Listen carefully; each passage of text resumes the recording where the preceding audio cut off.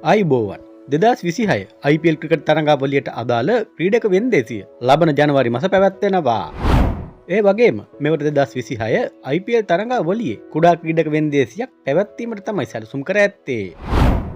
කෙසේ වෙතත් මෙවර වෙන්දේසියේදී විශාල මිලදී ගැනීම නොමැති වුවත් තීරණාත්මක ක්‍රීඩකයන් තෝරා ගැනීම සිදු කිරීමට නියමිතයි කියලත් වාර්තා වෙනවා.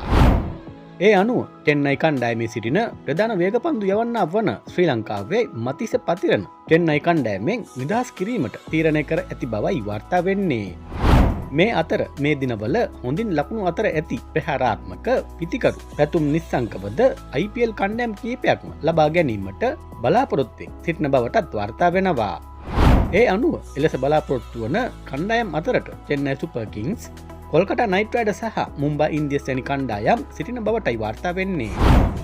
ඒ වගේම මෙවර IPL තරඟාවලියට අදාළ ක්‍රීඩක වෙන්දේසියේදී පැතුම් නිස්සංකව ශ්‍රී ලංකා රුපියල් කෝටි 10කට එහා ගිය මුදලකට විකිණේ කියලත් ක්‍රීඩා විචාරකයන් මත පළ කරනවා. අලුත්ම තොරතුරකින් නැවත හමු වෙමු.